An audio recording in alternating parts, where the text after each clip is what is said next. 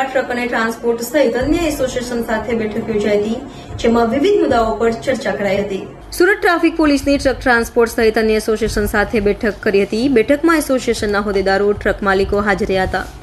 શહેર traffic DCP Amita Vanani અધ્યક્ષતામાં મળેલી બેઠકમાં 200 થી વધુ લોકોની ઉપસ્થિતિમાં રહ્યા હતા. તો હાઈવે પર લેન ડ્રાઇવિંગની અમલીકરણ કરાવવા બેઠક મળી હતી અને તમામને 1 અઠવાડિયાનો સમય આપવામાં આવ્યો છે અને અમલીકરણ નહીં કરાય તો કડક કાર્યવાહીના નિર્દેશ કરાયા હતા. તો અત્યાર સુધી 2000 જેટલા વાહનો સામે કાર્યવાહી કરાઈ છે.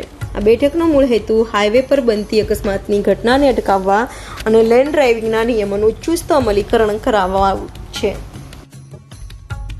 શહેર ટ્રાફિક શાખા દ્વારા માનનીય સીપી સર અને જેસીપી ક્રાઇમ સરના માર્ગદર્શન હેઠળ આજરોજ સુરત શહેરના તમામ heavy vehicle association, truck association અને ટ્રાન્સપોર્ટ એસોસિએશનની એક મિટિંગ રાખવામાં આવેલી, જેનો મુખ્ય હેતુ એ હાઈવે પર લેન ડ્રાઇવિંગનું અમલીકરણ કરાવવા માટેનો છે. આપણે સૌ જાણીએ છીએ કે ક્યાંક ને ક્યાંક લેન ડ્રાઇવિંગ ના કરવાના કારણે, રાઇટ લેન ફ્રી ના રાખવાના કારણે અકસ્માતો હાઈવે પર ખૂબ મોટા પ્રમાણમાં બનતા હોય છે અને હાઈવે પર બનતા અકસ્માતો ઘટાડવા માટે અને જેટલા પણ હેવી વ્હીકલ છે એ લેફ્ટ હેન્ડ સાઈડની લેન પર ડ્રાઇવિંગ કરે તેના માટે એક તમામ ટ્રાન્સપોર્ટ એસોસિએશનની મિટિંગ રાખવામાં આવેલી.